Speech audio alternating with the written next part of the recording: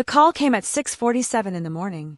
I know the exact time because I had been awake since 4, sitting at my kitchen table with a cold cup of coffee and a stack of papers I had read so many times the edges had started to soften.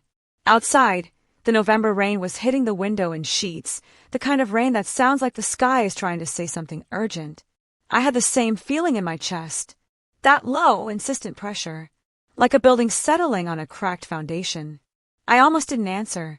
The screen said Tyler, and for a moment, one long, terrible moment, I just stared at it. My brother's name on a lit screen in a dark kitchen. I thought about what it meant that I had to steel myself before answering a call from the only family I had left. I thought about what it said about the last 3 years. I thought about my mother's face the last time I saw her, pale and small in a hospital bed, squeezing my hand and telling me she trusted me. Trusted me. I picked up the phone. Whitmore. Tyler's voice was flat, clipped, the tone he used when he wanted to sound important. We need to talk about the estate. The final paperwork is ready. The attorney wants both of us there Thursday at 2. I said I would be there. I hung up and sat in the rain-dark kitchen, and I thought about the document I had found 6 weeks ago. The one that had changed everything. The one Tyler didn't know I had. I took a slow sip of cold coffee. My hand didn't shake. Thursday could not come fast enough. Let me tell you about my mother, Eleanor Reynolds. She was not a loud woman. She didn't fill rooms with sound or presence.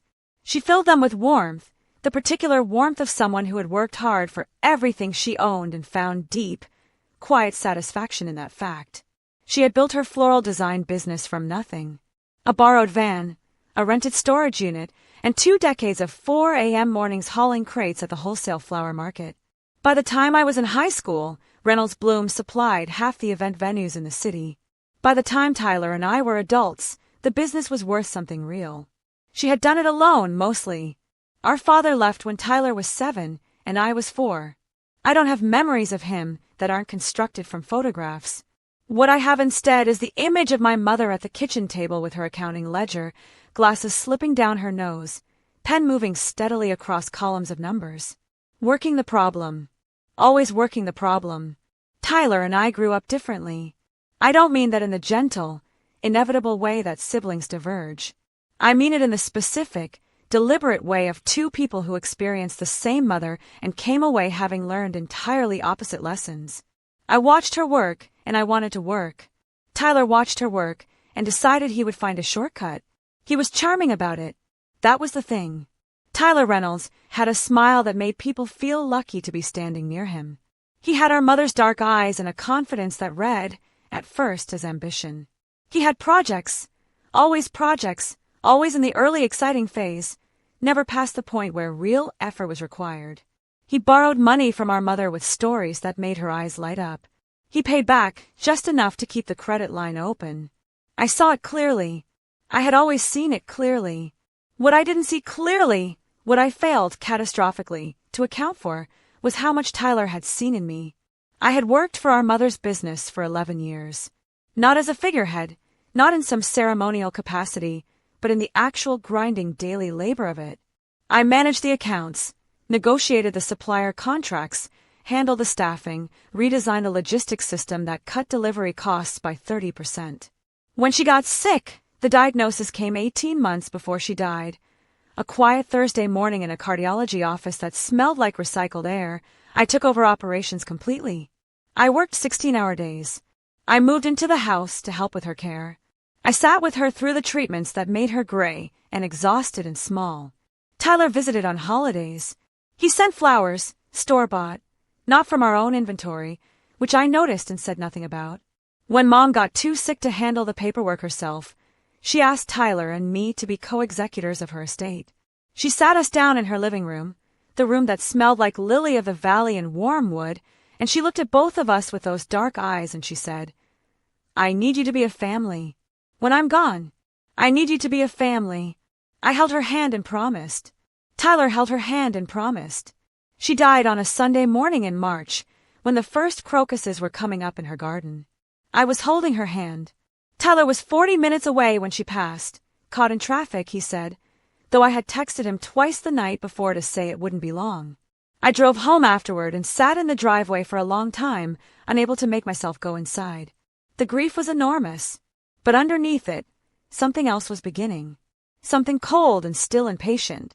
I just didn't know yet what it was waiting for. The estate was not complicated on its surface. Reynolds Bloom's, the family home, a savings account, some investment accounts, and a storage unit full of equipment. Our mother had a will, clearly written and professionally prepared, that divided the estate equally between Tyler and me. The business was to be kept running as long as possible, with the profit split. If either of us wanted to sell, the other had right of first refusal. Simple. Fair. Exactly like her. Tyler moved fast. I was still in the phase of grief where the world feels slightly unreal, like you're watching yourself move through days from a small distance, when he started calling with questions. Had I inventoried the storage unit?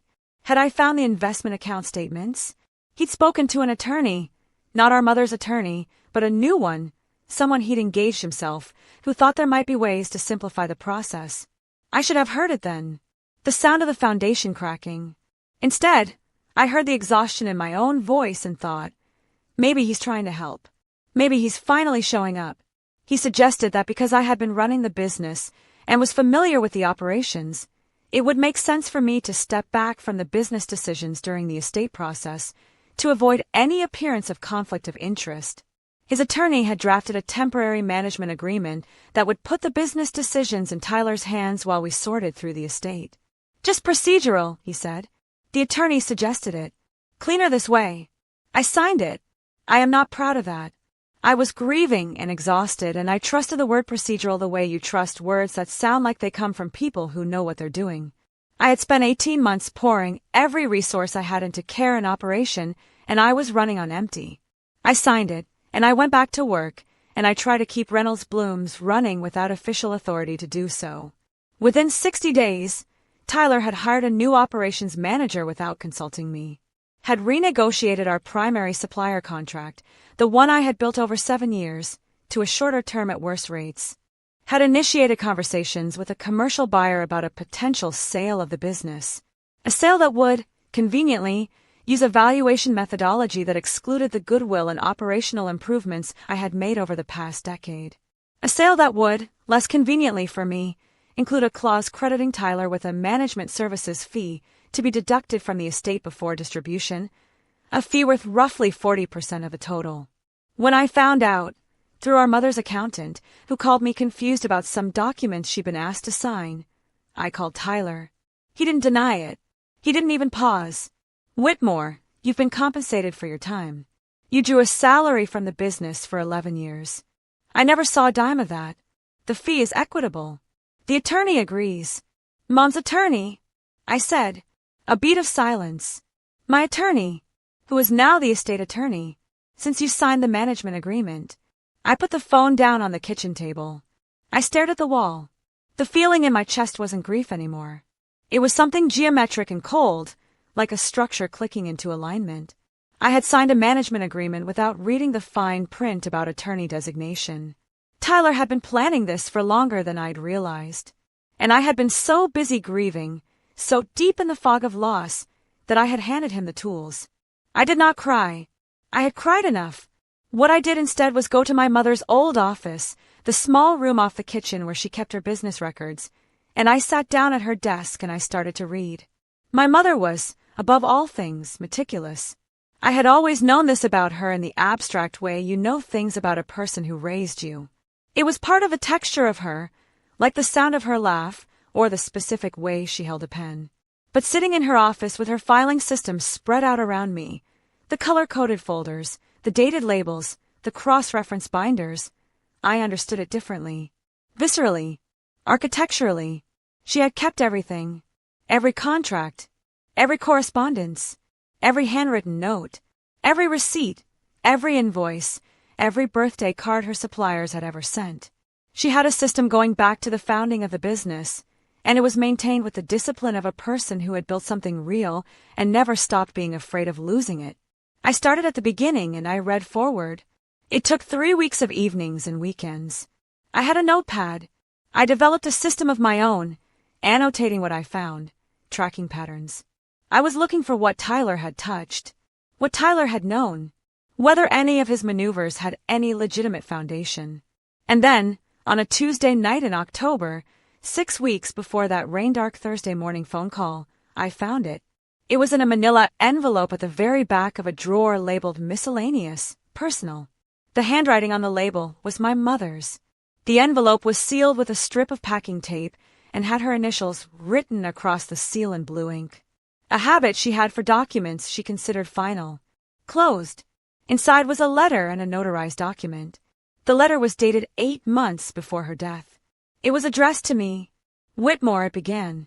If you're reading this, I wasn't able to tell you in person, which means I ran out of time or courage, and I'm sorry for both. I sat very still.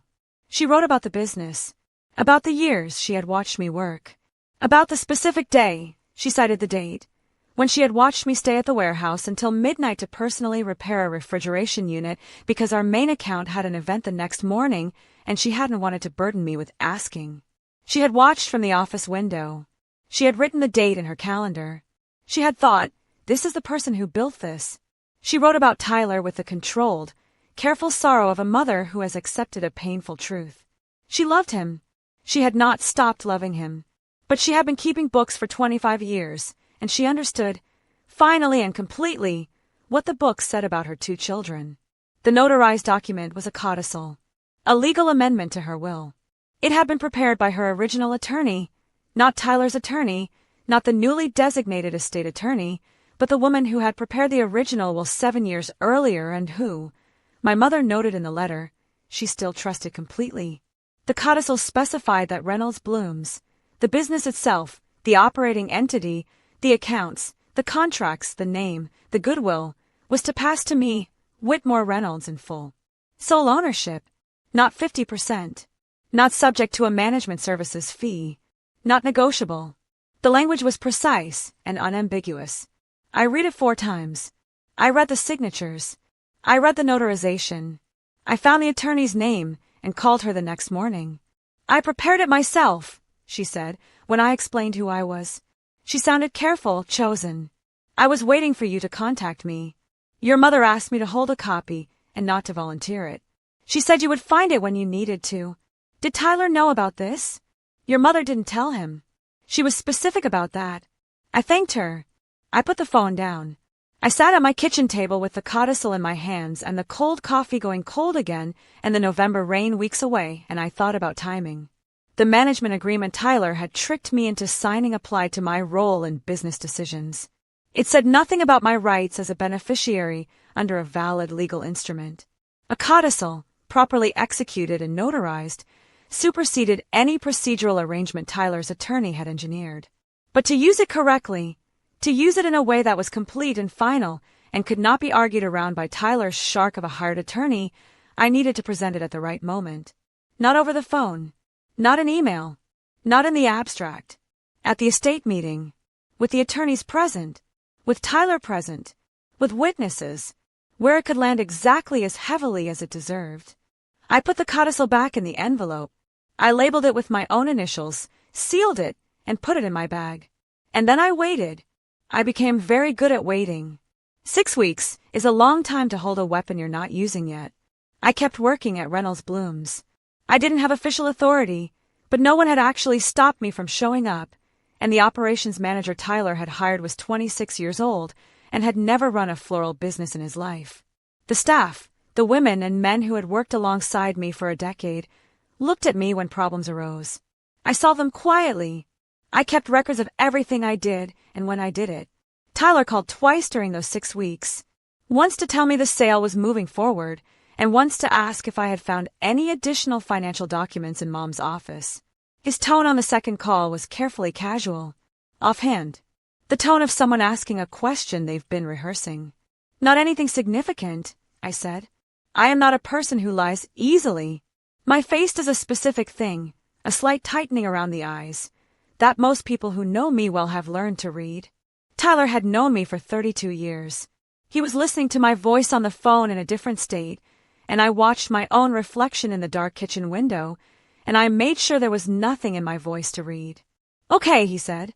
The meeting is Thursday at 2. The attorney has the final sale documents ready for both of us to review. I'll be there, I said. I spent those 6 weeks doing something else, too. Something I had been doing in fragments for years, but had never fully committed to. I was talking to our mother's old business contacts. Her accountant, Miriam, who had been disturbed enough by the documents Tyler had asked her to sign that she'd called me. Her longest-standing supplier, a man named George who had sold her peonies every spring for 19 years and had wept at her funeral. Her original attorney, who had prepared the codicil and maintained a copy. I was also talking to a lawyer of my own. Her name was Patricia Osei. She had been referred to me by Miriam, who described her as the kind of attorney who smiled at documents that were supposed to be intimidating. When I sat across from her in her office and spread out everything I had, the codicil, the management agreement, the sale documents, the accountant's notes, my own annotated timeline, she read for 40 minutes without speaking. Then she looked up. The management agreement is unenforceable as written with respect to your beneficiary rights, she said. It was designed to look like it covered everything. It doesn't. And this, she tapped the codicil, supersedes the entire dispute about the business valuation and the management services fee. The moment this is entered into the estate proceedings, Tyler's attorney has no argument. Can he challenge it? He can try. He won't succeed.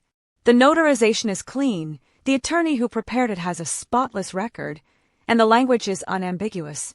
If he challenges it, he'll spend significant money losing in probate court. He might do it anyway, I said, out of spite. Patricia looked at me steadily. That's possible, but I have something else for you to think about. She pulled out the sale documents Tyler had provided.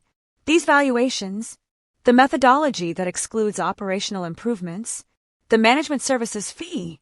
If Tyler signs a sale based on these terms as a co-executor and the codicil later surfaces, and it will surface because you'll present it, he may have exposure for breach of fiduciary duty.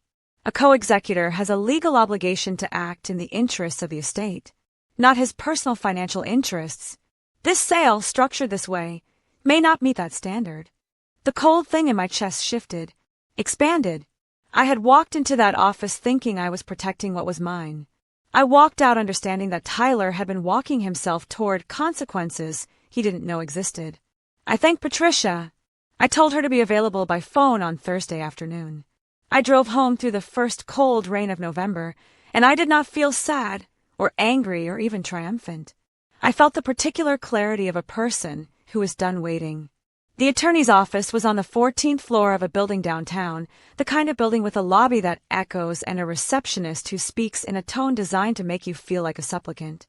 I arrived at 1:45. I wore a navy blazer I had bought the previous week. Not for any symbolic reason. I am not a symbolic gesture kind of person, but because I had looked at my closet and recognized that I had been wearing the clothes of a woman in mourning for 9 months, and I was finished with that particular uniform. I wore it with a calm that I had not manufactured or performed but had simply arrived at, the way you arrive at a place after a very long drive. The envelope was in my bag. Tyler was already there when I was shown into the conference room. He was standing by the window, phone in hand, his posture the easy confidence of a man who believes the meeting is a formality. He looked good. He had always looked good. That charming face, the dark eyes we shared, the smile he deployed the moment I walked in. Whitmore! He crossed the room and hugged me, the hug of a brother who had been waiting for this for months. I let it happen. I gave nothing back through my posture. The attorney was named Harding. He was in his 50s with a gold watch and the manner of someone paid to be in the room, not to have opinions about it. He had 2 associates with him. There were papers spread across the table. Everything had that particular institutional smell of a transaction that has been a long time coming. Thank you both for being here, Harding said. I think we can move through this efficiently. The sale documents are ready for review. The management services fee has been calculated and reflected in the distribution summary. If you have questions, I have a document, I said. Quiet. The specific quiet of a room where something unexpected has happened. Tyler's face did a small thing. A flicker. Gone in an instant, but I had been watching for it. I reached into my bag and set the envelope on the table. I did not open it immediately.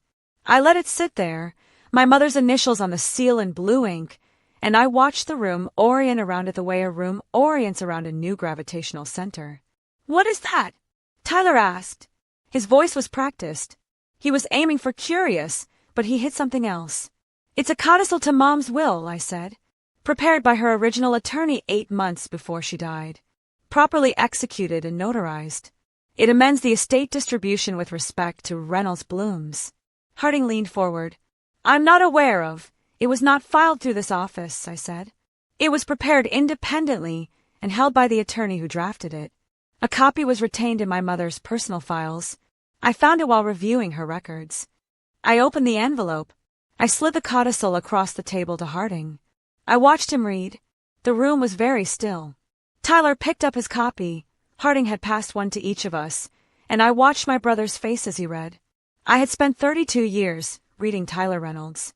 I knew the specific set of his jaw when he was working an angle.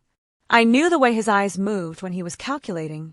I watched him read the codicil, and I saw the moment, precise and unmistakable, when he understood what it meant. The color didn't drain from his face dramatically. It was more subtle than that. A settling, like a building losing pressure. His eyes came up from the document and found mine across the table. "This isn't valid," he said. His voice was even. "Professional. The management agreement governs operational decisions during the estate process," I said. "It does not govern the distribution of assets as specified in a valid legal instrument. My attorney has reviewed this in detail." I slid Patricia O'Sea's analysis across the table, a formal 3-page letter on her firm's letterhead. "She is available by phone if anyone has questions about the legal standing." Harding was very still, reading Patricia's letter. Tyler set down the codicil. He leaned back in his chair, and he looked at me with an expression I had never seen on his face before. Not charm, not calculation. Something raw and stripped back. Something almost like the face I remembered from when we were children, and he had done something wrong, and we were both waiting to find out what it would cost. "Whitmore, there's one more thing," I said. I had thought about whether to bring this up in this room. I had discussed it with Patricia. The question was whether it was necessary, whether the codicil alone was sufficient, whether I needed to press further, or whether I should let the document speak and step back. But then I had thought about Tyler's voice on those calls. The ease of it, the practiced authority, the way he had said just procedural and expected me to stop asking questions. I thought about my mother, working the numbers alone at the kitchen table. "The sale you've been negotiating," I said, "uses a valuation methodology that specifically excludes operational improvements and goodwill." I set a second document on the table, Miriam's accounting analysis, comparing the standard valuation against what the business was actually worth by any legitimate measure. The difference between the proposed sale price and the fair market value of this business, accounting for what has actually been built, is approximately $800,000. Silence. "As co-executor of this estate," I continued, and I let my voice drop just slightly into something that was not louder but was more final, "you have a fiduciary obligation to the estate. Not to your personal management services fee, not to the buyer you've been in conversations with. To the estate. My attorney's letter outlines the specific liability that would attach to a co-executor who completes a sale structured in this manner after a codicil establishing clear beneficiary rights has been entered into evidence." Tyler looked at Harding. Harding looked at the documents. He was quiet for a long moment. Then he took off his glasses and cleaned them with his tie, which I recognized as the gesture of a man buying time. "I'll need to review the codicil and the accompanying analysis," Harding said carefully, "and confer with my client." "Of course," I said. "I'm not in a hurry." I folded my hands on the table. The codicil also eliminates the basis for the proposed management services fee, since the asset it relates to is no longer subject to the estate distribution in the way that was assumed. You may want to factor that into your review. Tyler stood up abruptly. He walked to the window, his back to the room. I watched the set of his shoulders, the particular tension of a person who is trying to find a way to be angry at something that doesn't allow for anger. "She did this on purpose," he said quietly. "Not to me. To the window." "Mom," I said. He turned. She knew what she was doing. The separate document. The sealed envelope. She wanted to. He stopped. The word he was looking for was ambush, and he knew it, and he couldn't say it without acknowledging what he had been doing that required ambushing. She wanted to protect what she built, I said. My voice was even. The same thing she always wanted. She just finally understood who would actually do it. The room held. I didn't feel triumph. I want to be accurate about that. There is a kind of justice fantasy where the moment of revelation feels golden and blazing, where the wrongdoer crumbles and the rightful heir stands in warm light. This was not that. This was my brother standing at a window in an attorney's office, understanding that he had badly miscalculated the person he had tried to take from. This was a legal document and a careful letter and an accountant's analysis spread out on a conference table. This was the end of something and the beginning of something, and neither of those things felt simple. But it felt like truth. It felt, specifically and completely, like my mother's truth. Tyler challenged the codicil. Of course he did. I had told Patricia I thought he might, and she had told me he could, and she had been right on both counts. He filed a motion in probate court 3 weeks after the Thursday meeting, arguing undue influence, that our mother had been in poor health when the codicil was prepared and had been unduly influenced by her attorney. The motion did not survive its first hearing. Our mother's original attorney, the woman who had prepared the codicil, the woman with the spotless record, appeared with her own documentation. She had maintained contemporaneous notes of the meetings in which the codicil was discussed and prepared. She had noted my mother's mental acuity, her specific intentions, her own words. She had, with my mother's apparent foresight, prepared for exactly this challenge. My mother had prepared for this challenge. I sat in the courtroom gallery during that first hearing, and I thought about the woman who had built a business from nothing while raising 2 children alone, who had kept books with immaculate precision, who had written me a letter and sealed it with her own initials and left it in a drawer for me to find when I needed it, who had planned this in the 18 months of her dying, who had trusted me to find it, who had been right. The probate judge dismissed Tyler's motion. Harding quietly withdrew from the estate proceedings, citing a conflict of interest, which was the most honest thing he did in the entire process. Tyler's appeal of the dismissal took 4 more months and cost him considerably in legal fees. It failed. The management services fee was disallowed by the court as inconsistent with his co-executor obligations given the established codicil. The sale, as Tyler had structured it, did not proceed. Reynolds Blooms came to me in full. I wish I could tell you that Tyler and I found our way back to something. That the clarity of the probate process stripped away the strategy and the maneuvering and revealed the brother I remembered from before we were people who made choices when we were just children in the same house with the same mother. I look for him sometimes, in the specific memory of him teaching me to ride a bike in the parking lot of an empty church, patient and laughing, holding the seat until the exact right moment, and then letting go. I don't know what happened to that person. I suspect he's still there. I suspect it would take a great deal of undoing to get to him. Tyler and I do not speak. He sent one message, 3 months after the final ruling, that said, "You were always her favorite." I thought about what I wanted to say back to that, the various truths I could have offered him, and in the end I didn't reply. There wasn't a response that would have helped either of us. What I did instead was run the business. Reynolds Blooms has been mine for 8 months now. I drove to the wholesale flower market last Tuesday at 4 in the morning. The sky was still dark, the kind of dark that holds onto itself before it releases into dawn, and I walked the aisles with a cart and a list, and I could smell everything.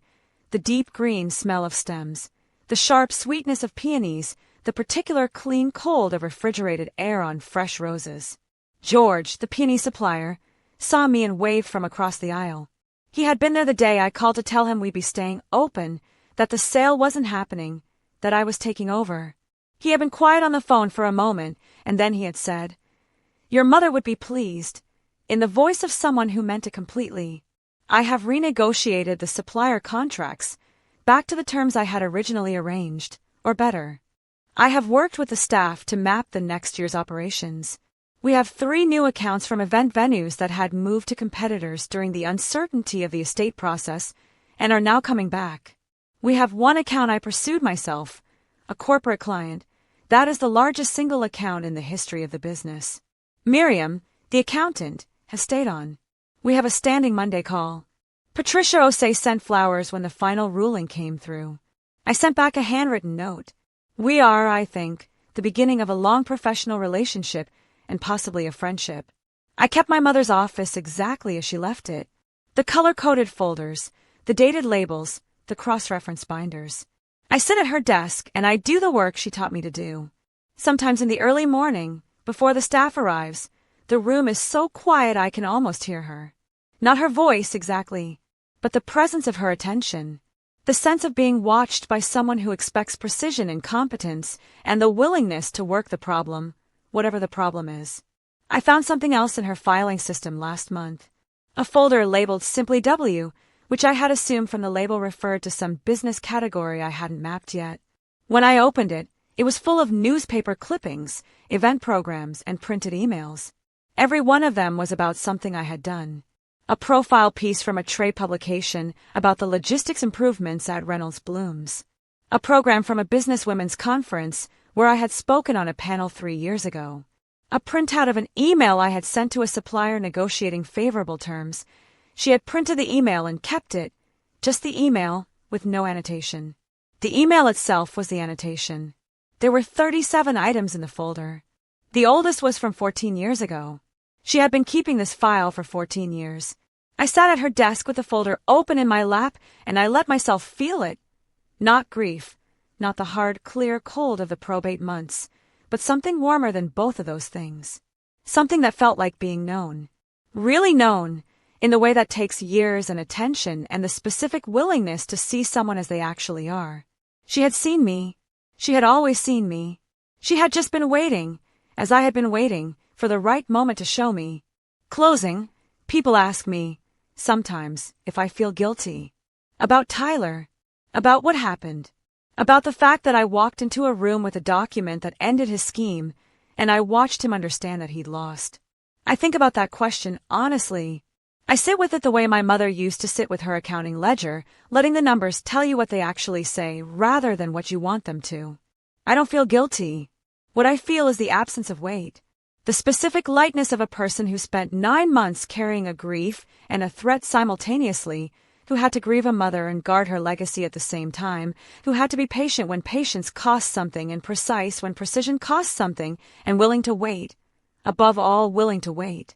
I think about the document in its envelope, my mother's initials on the seal, sitting in a drawer while Tyler called with his practiced authority and his just procedural confidence.